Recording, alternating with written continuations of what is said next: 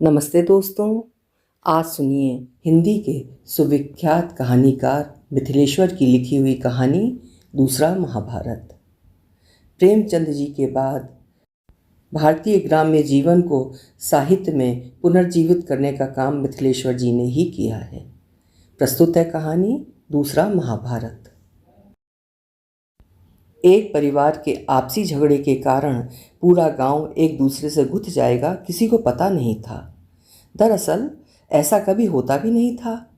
किसी परिवार के झगड़े को पूरा गांव तटस्थ दर्शक की तरह देखता था और गलियों, बैठकों तथा मड़इयों में चटकारे ले लेकर मजा लेता था। लेकिन ये एक नई घटना घट गई। ऐसी घटनाएं मेरे गांव में नहीं के बराबर ही घटती हैं। मुझे याद है, बहुत पहले इसी तरह की एक घटना घटी थी।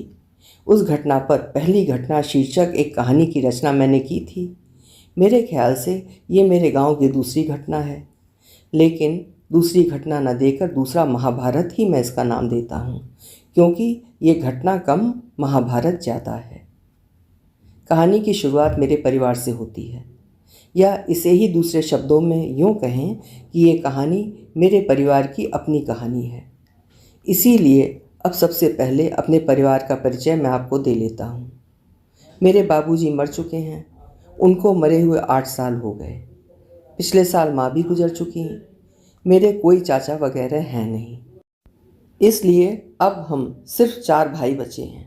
बड़े भैया, मंझले भैया और संजले भैया की शादियाँ हो चुकी हैं। मैं सबसे छोटा और कुंवारा बचा हूँ। मेरी कोई बहन नहीं है। भैया कहते हैं कि एक बहन थी जो मर गई। बड़े भैया और मंझले भैया नौकरी करते थे। वे लोग काफ़ी पढ़े लिखे हैं।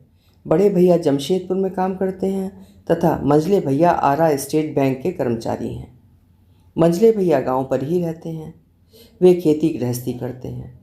वे खेती गृहस्थी करने में बहुत निपुण हैं। वे हम सब भाइयों में तगड़े भी हैं, लेकिन मैं कुछ नहीं करता हूँ। कभी शहर रहने की इच्छा होती है तो बड़े भैया के पास जमशेदपुर चला जाता हूँ। फिर वहाँ से लौटकर कुछ दिनों के लिए आरा ठहरता हूँ। लेकिन जाने क्यों आरा और जमशेदपुर में मैं सहज होकर नहीं रह पाता। लौट पीट कर मुझे अपने गांव की ही शरण लेनी पड़ती है। अपनापन और पहचान भरी आत्मीयता मुझे सिर्फ गांव में ही मिल पाती है। इसी से मेरा ज़्यादा समय गांव में ही बीतता है। पिछले कुछ दिनों से तो अब ऐसा हो गया है कि शहर न जाने के लिए मैं कसम खा चुका हूँ और संजले भैया के साथ जिंदगी भर गांव में ही संघर्ष करने के लिए प्रतिबद्ध हो चुका हूँ। दरअसल बड़े भैया और मंझले भैया की नीयत इतनी खराब हो सकती है, मैंने कभी नहीं सोचा था। संजले भैया को भी इस बात का विश्वास नहीं था, लेकिन संजली भाभी ने बहुत पहले ही इस बात से हमें आगाह कर दिया था। हालांकि उस वक्त संजली भाभी की बात हमें बहुत अकरी थी, बहुत बुरी लगी थी। संजले भैया ने उन्हें खूब फटकारा था। मैंने भी उन्हें डांट लगाई थी। हमें लग रहा था कि हम चारों भाइयों के बीच फूट डालने की नीयत से ही ऐसा कह रही हैं। लेकिन थोड़े दिन बाद ही उनकी भविष्यवाणी एकदम सही हो गई। जैसा उन्होंने बताया था, बड़े भैया और मंझले भैया एकदम उसी रूप में आ गए। शुरू शुरू में उन लोगों ने पत्रों द्वारा ये सूचना दी कि हम लोग अपनी ज़मीन का हिस्सा बेचना चाहते हैं। फिर एक दिन वो आ थमके। फिर बहुत ही मुलायम लहजे में उन लोगों ने संजले भैया से कहा, शहर में मकान बनवाने के लिए हम लोग अपने खेत का हिस्सा बेचना चाहते हैं। संजले भैया ने एकदम निर्भीकता से जवाब दिया, हिस्सा? कैसा हिस्सा? बाबूजी ने तो पहले तय कर दिया था कि आप लोग नौकरी करेंगे और हम लोग खेती। लेकिन इसका मतलब ये तो नहीं हुआ कि खेत में हमारा हिस्सा नहीं है। हाँ, इसका मतलब यही हुआ, जब खेत में आप लोगों का हिस्सा है तो आप लोगों की नौकरी में भी हम लोगों का हिस्सा है। इस बार बड़े और मंझले भैया एकदम फनफना उठे। गुस्से में चिल्लाते हुए बोले, देखता हूँ कौन मारता है हम लोगों के हिस्से को। पहले तो थोड़ा बहुत बेचने का इरादा था, अब हम लोग पूरा पूरा हिस्सा बेचेंगे। और आज मुझे लगता है कि संजले भैया के साथ बड़े और मंझले भैया की बातचीत ने ही मेरे गांव को महाभारत का युद्ध स्थल बना दिया था। सुनिए, मैं आपको पूरी कहानी अच्छी तरह सुना रहा हूँ। बात बहुत पहले की है। उस समय बाबूजी जिंदा थे और हम सभी भाई बहुत छोटे छोटे थे। हम भाइयों पर बाबूजी को बहुत गर्व था। दरअसल बाबू अपने पिता की एकमात्र संतान थे। अकेले होने का दुखद एहसास वे एक लंबे समय तक भुगतते रहे थे। तमाम गर्दिशों और तकलीफ़ों के बीच भी वे कभी अपनी विपरीत परिस्थितियों पर विचार नहीं करते थे। उन्हें दुख था तो सिर्फ इसी का कि वे अकेले हैं। वे अक्सर ही गांव के अपने मित्रों के सामने ये कह उठते थे कि काश मैं 2 भाई होता तो मुझे इस तरह तकलीफ़ नहीं उठानी पड़ती। अकेला आदमी बेचारा होता ही है। और शायद इसीलिए हम चारों भाई जब 2-2 साल के अंतर में पैदा हुए तो बाबू को अपार प्रसन्नता हुई। बाबू ने हमारे बचपन में ही अपने मन में एक योजना तैयार कर ली थी। फिर शीघ्र ही वे अपनी योजना को कार्य रूप में परिणत करने लगे। उनकी योजना यही थी कि बड़े और मंझले भैया को नौकरी कराई जाए तथा संझले भैया और मुझको खेती। मुझे लगता है बाबू घटिया आदमी थे। मुझे उन पर बहुत गुस्सा आता है। आज मुझे संजले भैया की बात ही अच्छी लगती है। संजले भैया ठीक ही कहते हैं, बाबू बेवकूफ़ था। वो ज़िंदगी भर अनुभवहीन ही रहा। उसे दुनियादारी का कोई ज्ञान नहीं था। खैर, जो भी हो, अब बाबू हैं नहीं। हम लोगों के बीच एक वाहियात समझौता कराकर वे चले गए।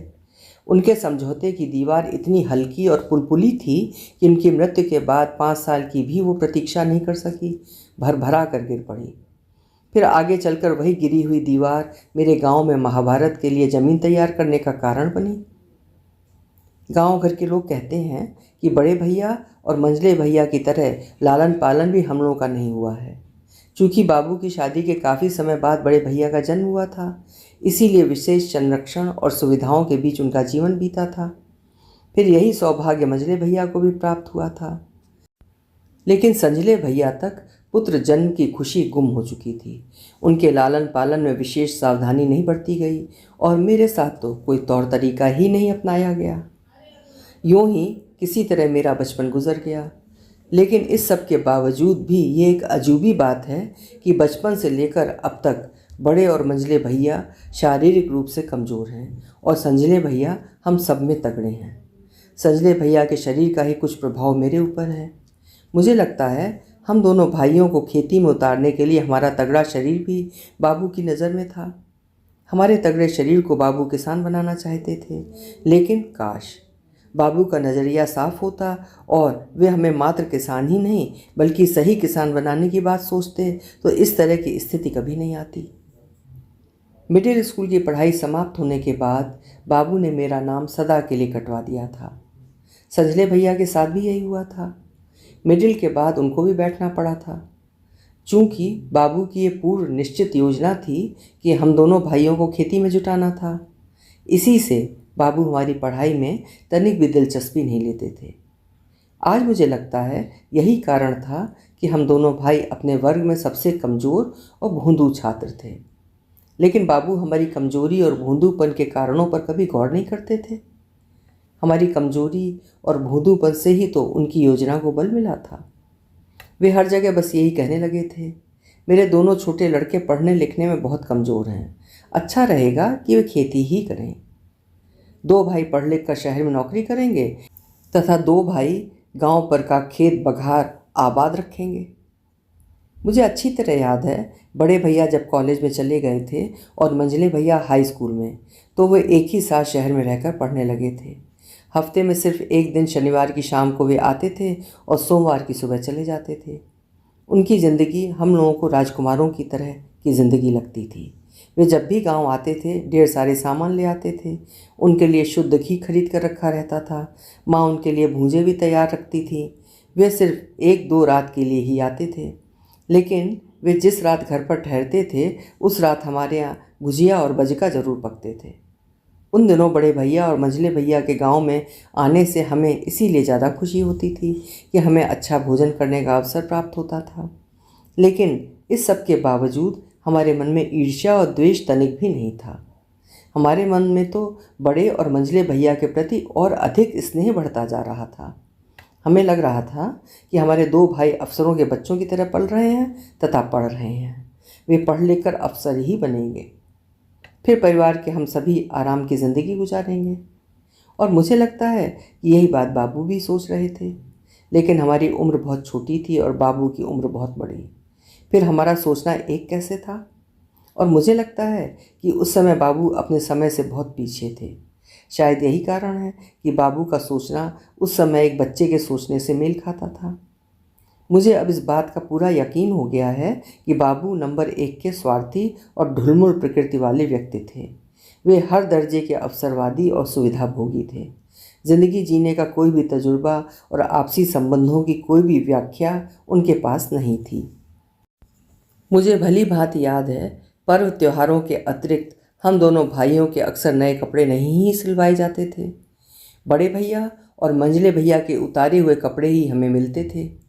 बाबू को हमें नए कपड़े सिलवाने की आवश्यकता ही नहीं महसूस होती थी।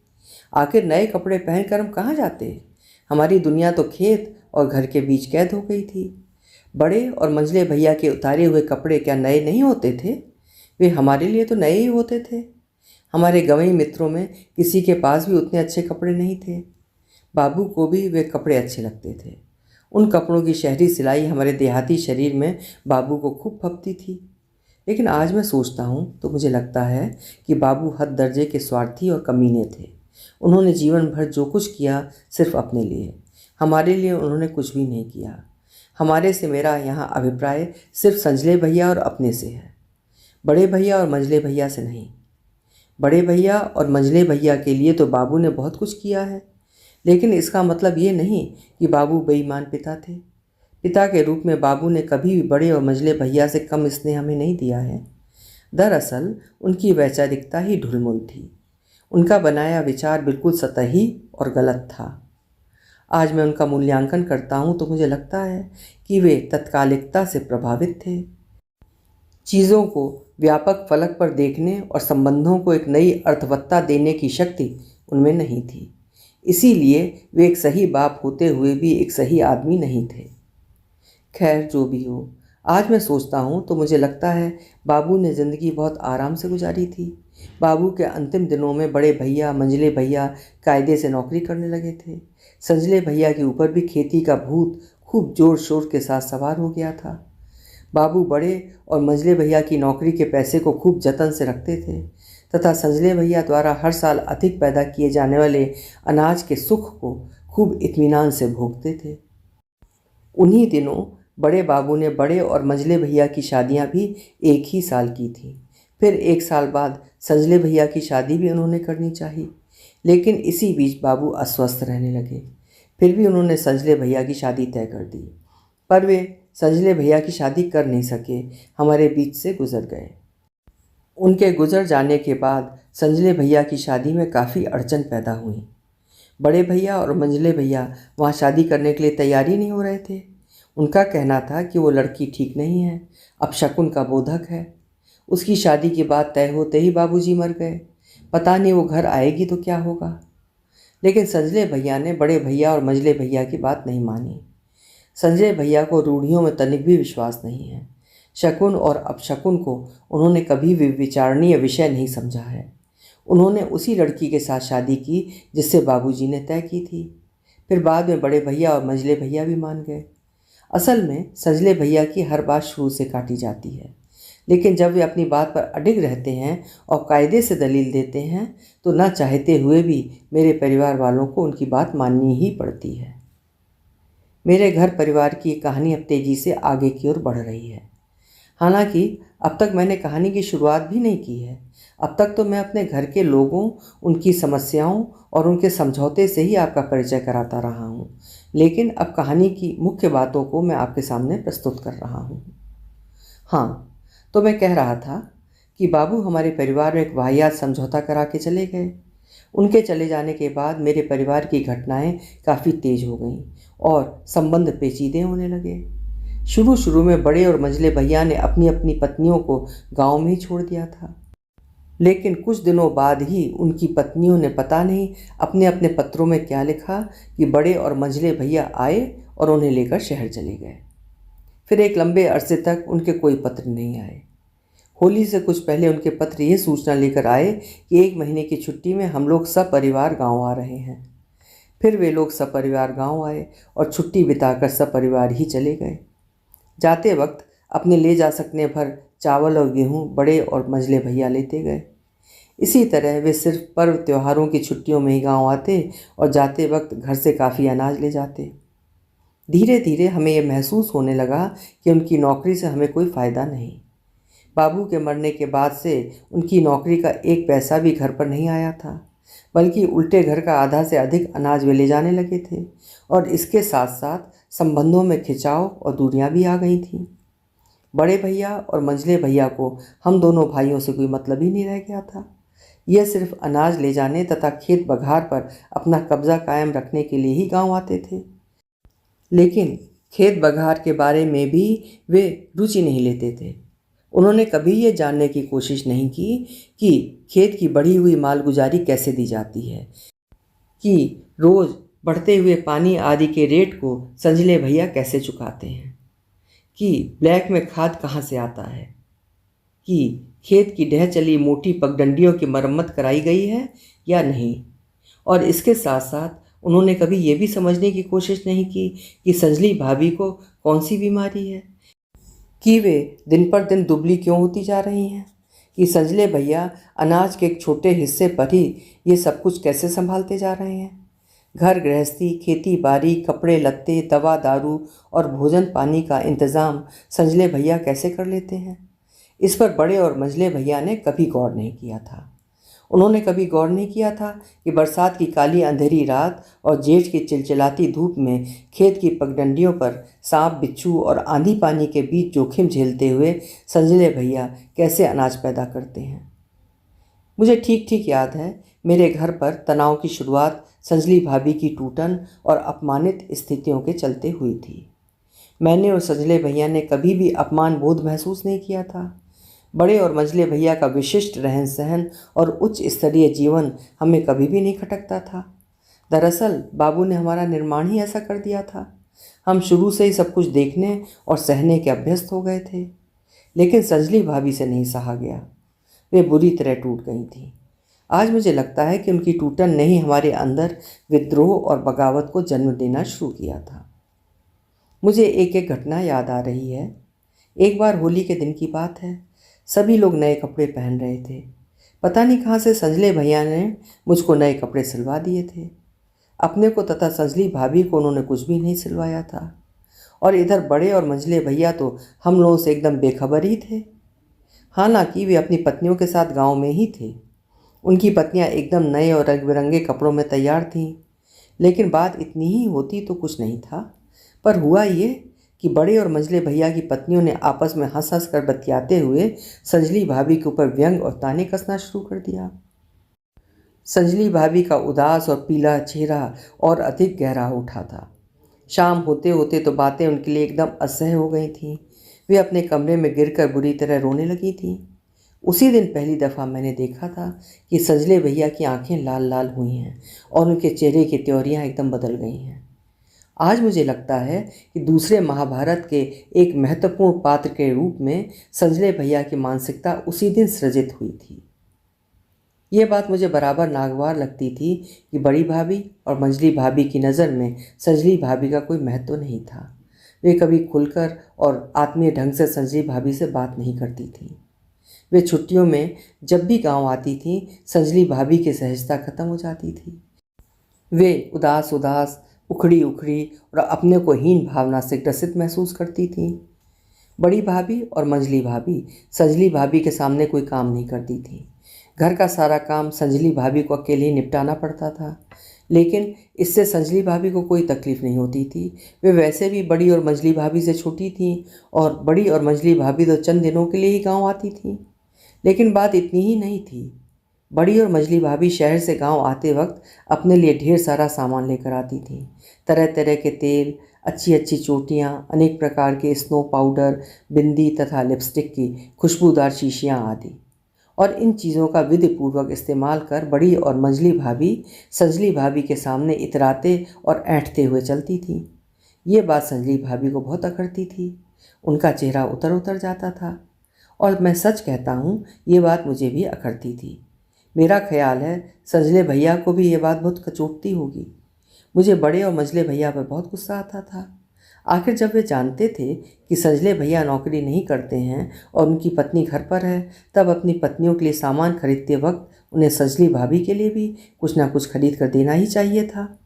लेकिन वे कभी कुछ नहीं खरीदते थे और ताज्जुब की बात तो ये कि वे संजली भाभी के उतरे हुए चेहरे को देखकर कभी कुछ समझने की कोशिश भी नहीं करते थे। जानबूझकर इस घटना की ओर से अनभिज्ञ बने रहते थे, लेकिन उनकी ये ओढ़ी हुई अनभिज्ञता हमें तीर की तरह लगती थी और अंदर ही अंदर हम जलने और सुलगने लगे थे। आज मैं सोचता हूँ कि बड़े और मंझले भैया हम लोगों से कटे हुए रहकर भी आपस में काफ़ी गहराई से क्यों जुड़े रहते हैं।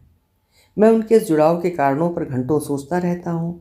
मुझे लगता है कि वैचारिक, व्यवहारिक और जीवनगत समानता के चलते ही वे एक दूसरे से जुड़े रहते हैं। दरअसल आदमी किसी भी इन्हीं 3 कारणों के चलते जुड़ता है। मेरे और संजले भैया का जुड़ाव भी इन्हीं 3 कारणों से ही हुआ है। अब दूसरे महाभारत की कहानी अपने लक्ष्य की ओर जा रही है। मैं आपको इस नए महाभारत के स्थल, इसकी समस्या और इसके पात्रों से परिचय करा चुका हूँ। आइए अब इस रणभूमि में इस नए महाभारत का असली दृश्य देखिए। हाँ, तो बात बड़े और मंझले भैया के पत्रों से प्रारंभ हुई थी। बड़े और मंझले भैया गांव से चावल कम मिलने के कारण नाराज होकर गए थे, लेकिन उनकी नाराज़गी गलत थी। उस साल इस कदर सूखा ही पड़ा था कि फसल कम हुई थी। संजले भैया उन लोगों को चावल दें तो कहाँ से दें। उन्होंने स्पष्ट कह दिया था, इस साल आप लोग थोड़ा चावल ले जाइए, बाकी चावल खरीद लीजिएगा। सूखे की वजह से इस साल अच्छी फसल नहीं हो पाई है। लेकिन बड़े और मंझले भैया ने संजले भैया की बात पर तनिक भी विचार नहीं किया था। उन्हें लगा था कि हम लोगों को चावल देने के डर से ही इसने चावल बेच दिया है। वे नाराज़ होकर शहर चले गए। फिर कुछ दिनों के बाद ही गुस्से में भरे हुए उनके पत्र आए थे। उन्होंने साफ लिखा था कि शहर में ज़मीन खरीद कर मकान बनवाने के लिए हम लोग गांव के अपने खेत का हिस्सा बेचना चाहते हैं। शुरू में डाकिया ने बड़े और मंझले भैया के पत्रों को मुझे ही दिया था। उन्हें पढ़ने के बाद मैं धक से रह गया था। मेरी इच्छा हुई थी कि उन पत्रों को फाड़ कर फेंक दूं, क्योंकि उस समय तक संजले भैया के प्रति मेरे मन में अगाध श्रद्धा पैदा हो चुकी थी। मेरा ख्याल था कि संजले भैया इस पत्र से काफ़ी दुखी हो जाएंगे, उनकी चिंताएं बुरी तरह बढ़ जाएंगी, लेकिन ऐसा कुछ भी नहीं हुआ। ताज्जुब की बात तो ये कि मंझले भैया उस पत्र को पढ़कर दहाड़ उठे। गरज कर उन्होंने कहा, खेत को किसी भी सूरत में बेचने नहीं दूंगा, देखूंगा वे खेत को कैसे बेचते हैं। उन सालों को अब खेत की पगडंडियों पर भी नहीं चढ़ने दूंगा। और धीरे धीरे बातों बातों में ही ये खबर पूरे गांव में पसर गई थी। गांव वालों को एक घटना याद आ गई थी। कुछ ऐसे ही कारणों से मेरे गांव में एक अत्यंत दर्दनाक घटना घट चुकी थी। वो घटना आज से 10 साल पहले की है। सीचरण और गणेशी 2 भाई थे। सीचरण फौज में नौकरी करता था और गणेशी गांव में खेती बाड़ी। दोनों भाइयों में अद्भुत मेल मिलाप था। गांव के लोग ये उदाहरण दिया करते थे कि भाई हों तो सीचरण और गणेशी की तरह। लेकिन पता नहीं सीचरण और गणेशी की शादियों के बाद उन्हें क्या हो गया कि उन दोनों के बीच तनाव और खिंचाव ने जन्म ले लिया। फिर जल्द ही अलगाव की बात भी सामने आ गई। सीचरण अपने खेत के हिस्से को बेचने की बात चलाने लगा था। गणेशी फेर में पड़ गया। वे दिन उसके सबसे अधिक चिंताग्रस्त दिन थे। वो 24 घंटे उदास रहने लगा। गांव के लोगों को तो मज़ा आ रहा था। वे तटस्थ दर्शक की भांति तमाशा देख रहे थे कि आगे क्या होगा, इसकी उन्हें प्रतीक्षा थी। गणेशी शरीर से भी काफ़ी कमज़ोर था। उससे अब दूसरा कोई रोज़गार होने वाला नहीं था। उसके कुल जमा 4 बीघे खेत थे, लेकिन अब सीचरण 2 बीघे खेत को बेच रहा था। सिर्फ 2 बीघे में अपने परिवार की जीविका चला सकने में गणेशी असमर्थ था। उसका ये दुर्भाग्य था कि शादी के 2 साल बाद ही एक बच्ची ने उस घर में जन्म ले लिया था और उसकी पत्नी पुनः गर्भवती हो गई थी। ये मेरी आंखों की देखी हुई घटना है। आज भी इस घटना की याद आते ही रोंगटे खड़े हो जाते हैं। जिस दिन सीचरण ने अपने खेत का बैनामा किया था, उसी रात गांव से बाहर अपने खेत के किनारे महुआ के पेड़ से गले में फंदा लगाकर गणेशी झूल गया था। सुबह जब लोगों ने देखा तो समूचे गांव में हाहाकार मच गई थी। गांव के बड़े बूढ़े, बच्चे और औरतों का वहाँ जमघट लग गया था। गणेशी की लंबी जीभ बाहर निकल आई थी। उसकी बाहर की ओर निकल आई आंखें एकदम बड़ी बड़ी, सफ़ेद और डरावनी लग रही थीं। वो दृश्य एक खौफनाक और हृदय विदारक था। गणेशी की पत्नी अपनी छोटी बच्ची के साथ दहाड़े मार मार कर रो रही थी।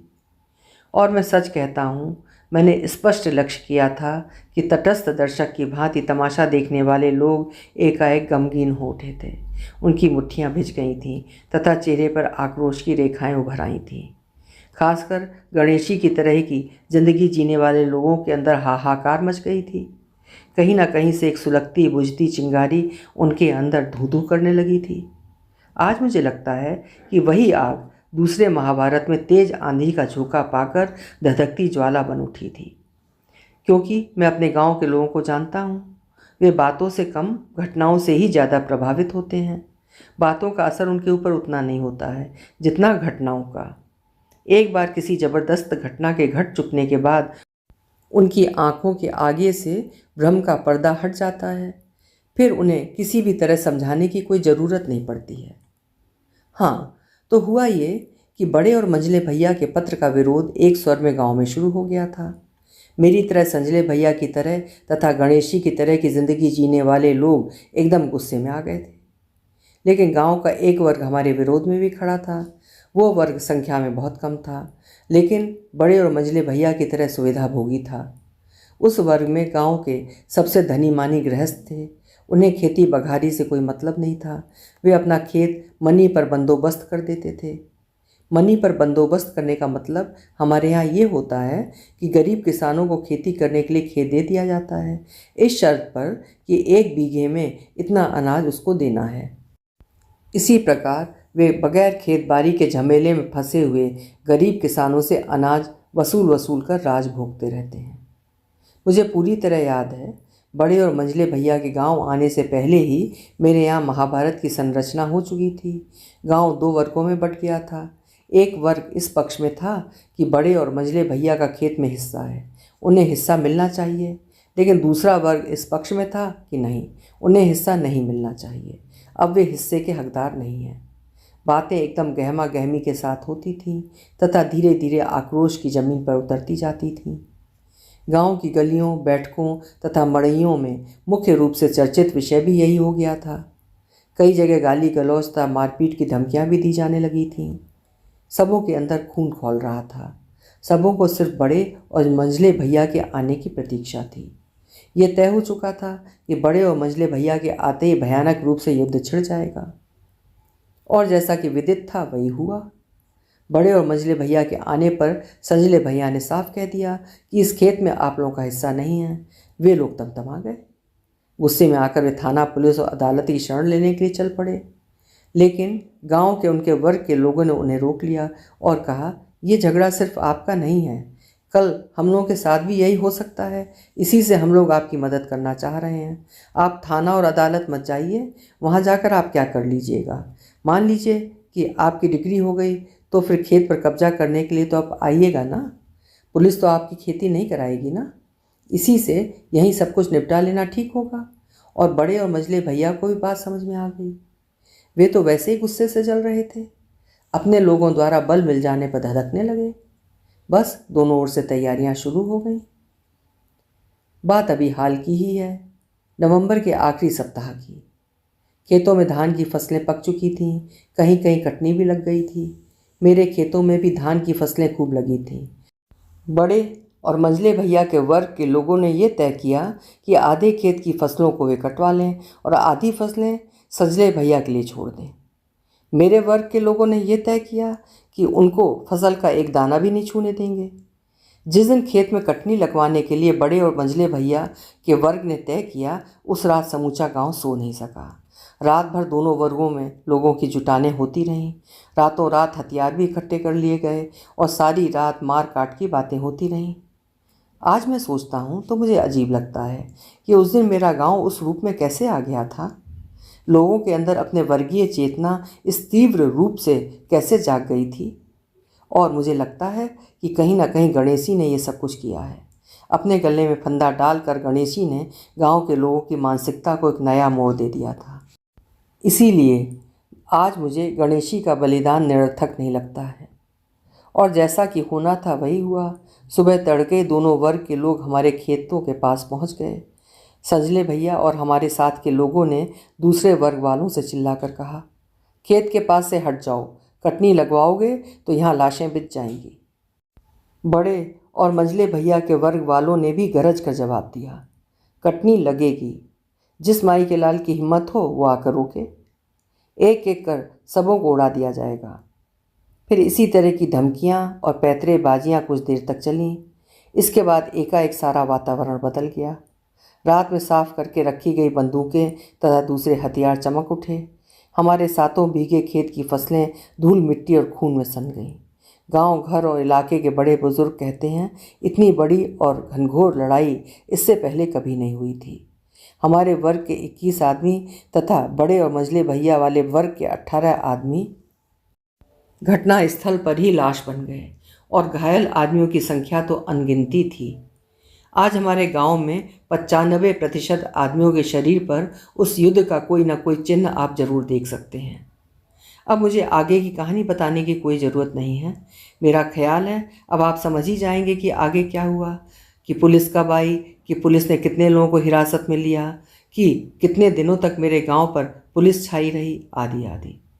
अब तो आपसे मैं सिर्फ यही कहना चाहता हूँ कि मेरे गांव में घटा ये महाभारत मेरे इलाके के दूसरे गांवों में भी विस्तार पाने लगा है। अभी आप सुन रहे थे सुविख्यात कथाकार मिथिलेश्वर जी की लिखी हुई कहानी दूसरा महाभारत। नौकरिया और खेतिहर भाइयों के बीच का ये संवेदनशील मुद्दा आदिकाल से आज तक चला आ रहा है। इस संवेदनशील कहानी को स्वर दिया था मैंने, यानी सीमा सिंह। हिंदी का श्रेष्ठ साहित्य सुनते रहने के लिए मेरे चैनल को सब्सक्राइब जरूर करिए। सब्सक्राइब करके ही सुनिए। बहुत बहुत धन्यवाद।